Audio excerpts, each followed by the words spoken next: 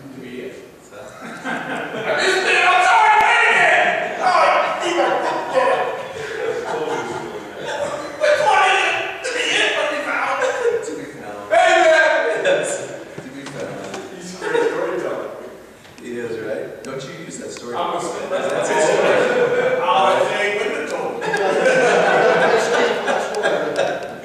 That's a great story. Yeah, and it shows the power of an illustration. It's just a great, he's a great storyteller. And if you have that gift, and it is a great gift, then use it. Connect with people in that way. Draw people into your message in that way. People love great stories. Illustrations are really powerful. Just don't make the illustration your message, okay? Don't spend the whole time talking about how Greek donuts are made. If you want to take a minute or two to illustrate a point with that, then fine. But not the whole message. Give them the scripture. The word's going to change their life for eternity. The story should help them to connect with that. There's a lot of different ways to illustrate today. Here's one of the things that you can pull up the internet to help illustrate the point here about trusting Jesus. Jesus, I just don't trust you. You don't trust me? No, I mean, I want to trust you, I just don't. I have an exercise that I think will really help. Okay. Stand here, face this direction. Now, do you trust me? No, I just said I don't trust you. This is all part of the exercise. All right? Whenever I ask you if you trust me, you say, yes, Jesus, I trust you. Even though I don't.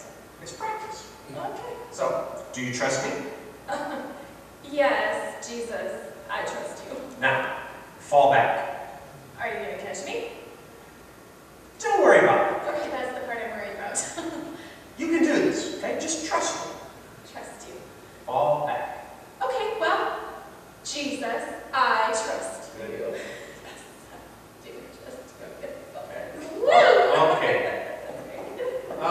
Let's try this again. So face this direction and keep your feet planted. All right? Do you trust me? Yes, Jesus, I trust you. Now, fall back. Okay, I'm gonna do it. All right. I'm really gonna do it. Good. Jesus, you're really good! I think you're gonna get what you did! That was great! That was great! You're ready for level 2. Oh, shoot, you're awesome, baby! Okay, hold it. Oh, you know what? You're too close. You need to move back. Right. This one's a little bit different. Oh, okay. Let me face. Oh, forward bump. Okay. Yeah. Wait. Oh. Okay. Wait for my signal. Oh, right, the Jesus signal. Yes, the Jesus signal. Do you trust me? Yes, Jesus, I trust you so much. Good. Fall back. That's awesome. That's awesome! Especially when you do it. Seriously? Of course. Okay, Jesus, I don't know if you noticed this, but there is nobody over there. I know it looks that way to you. It looks that way. It is that way. You can do this, Laura. Just trust me and fall back. Jesus, I can't do that. We can do it together. I can't. You can. I won't.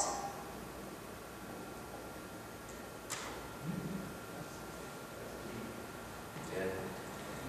Illustrations can be great, and you just use them in the right way. Here's a few places where you can go to find some illustrations like the one that I just used there.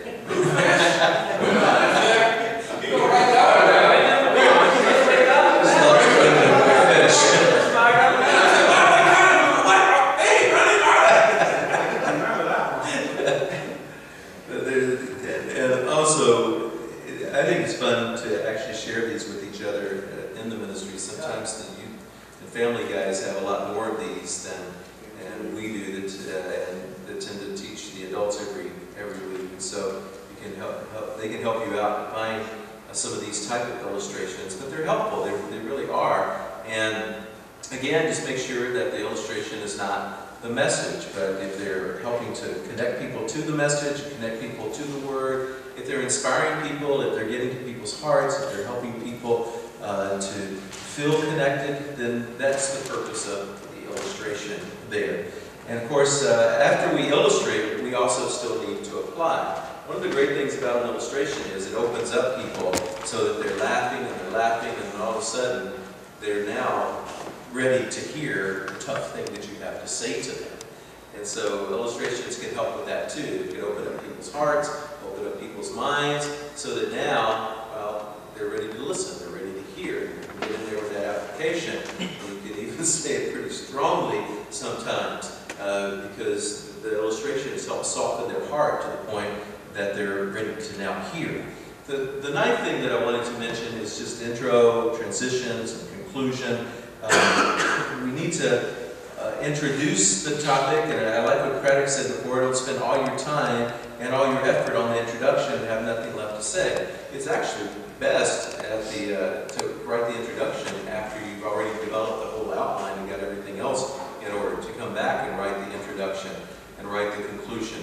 I always write the introduction to my books after I've written the book. It's just the right time to write it, because now I've got everything said that I want to have said, and I know exactly now how to introduce the book. And so at the end of everything, you come back and you introduce the big idea of the sermon, and then you figure out in the transitions how to move things along in the sermon. It can be something as simple as just my next point is, or let's look at the next verse here. Let's see what Paul has to say here. Let's see where the story goes next. And that type of simple thing. But the transition, they just help people to realize, okay, something else is coming along. Something new is coming along here.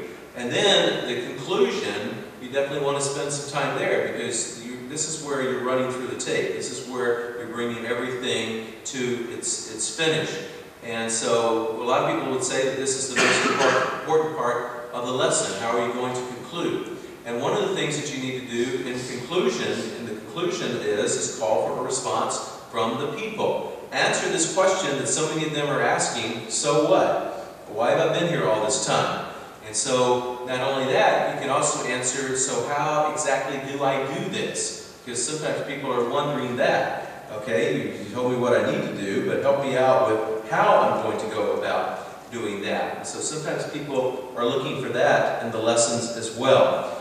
A 10th point that I'll add is this idea of the presentation. It's not in the original 9, but I want to just talk a little bit about it, because today there is a lot that goes into the visual aids, and people are beginning to see these things in other contexts and in other churches. And so, you know, I say the main thing is that, like for some of us, we have to get used to using to building an expository sermon. Some of us have to get used to using presentation as well, using the PowerPoint, using Keynote, these types of things. But they can be very helpful, or they can be a distraction. It's just depending on how you're using them and how you connect with people in using them.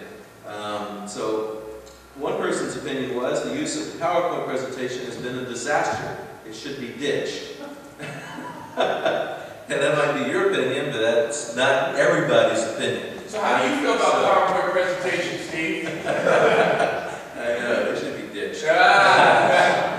No, I teach with them quite often. And for the sermons, sometimes I just get up and preach, sometimes I use them. It's a mixed bag with me. One book that's really helped me, though, is this book called Presentation Zen by Gardner Reynolds. It just goes through the ways to think about it.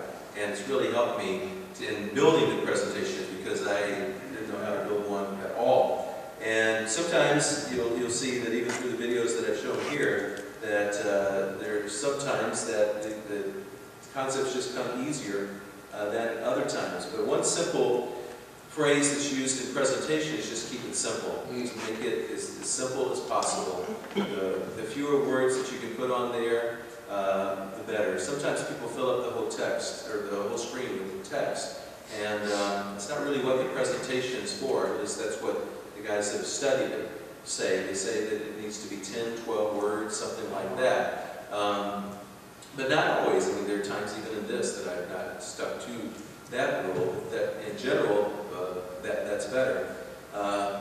Whether you're going to put the scripture up there for people to read or not, you know, that's up to you. Personally, I don't. Personally, I don't put scripture reference up on there, but I still want people to bring their Bibles or their phones.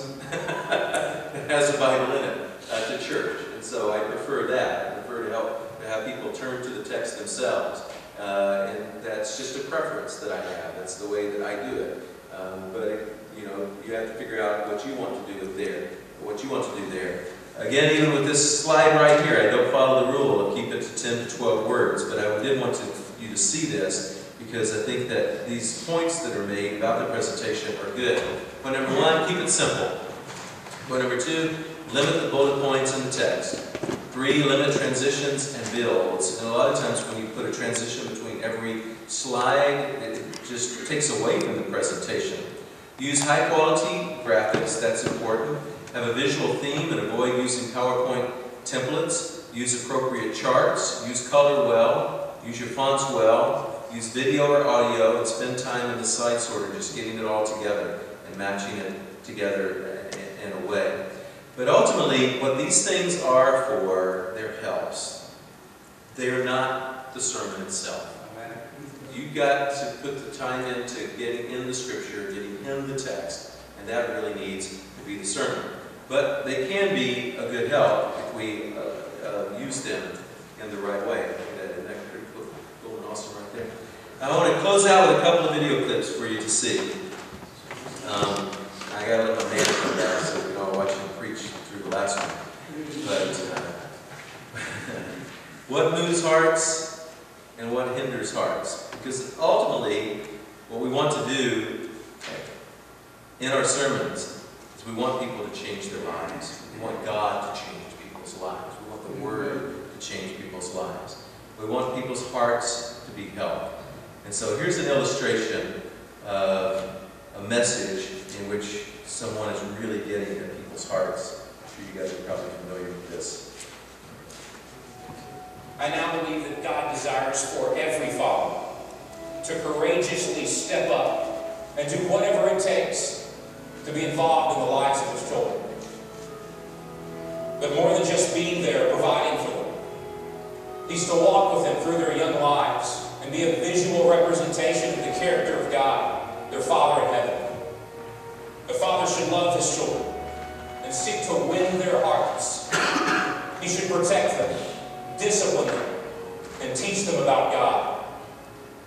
He should model how to walk with integrity and treat others with respect. He should call out his children to become responsible men and women who live their lives for what matters in eternity. Some men will hear this and mock it or ignore it. But I tell you that as a father, you are accountable to God for the position of influence he has given you. You can't fall asleep at the wheel, only to wake up one day and realize that your job or your hobbies have no eternal value, but the souls of your children do. Some men will hear this and agree with it, but have no resolve to live it out. Instead, they will live for themselves and waste the opportunity to leave a godly legacy for the next generation. But there are some men who, regardless of the mistakes we've made in the past, regardless of what our fathers did not do for us, will give the strength of our arms and the rest of our days to loving God with all that we are, and to teach our children to do the same. And whenever possible, to love and mentor others who have no father in their lives, but who desperately need help and direction. And we are inviting any man whose heart is willing and courageous to join us in this resolution. In my home, the decision has already been made. You don't have to ask who will guide my family, because by God's grace, I will. You don't have to ask who will teach my son to follow Christ, because I will. Who will accept the responsibility of providing and protecting my family? I will. Who will ask God to break the chain of destructive habits in my family's history? I will. Who will pray for and bless my children to boldly pursue whatever God calls them to do? I am their father. I will. I accept this responsibility, and it is my privilege to embrace it. I want the favor of God and his blessing on my home. Any good man does.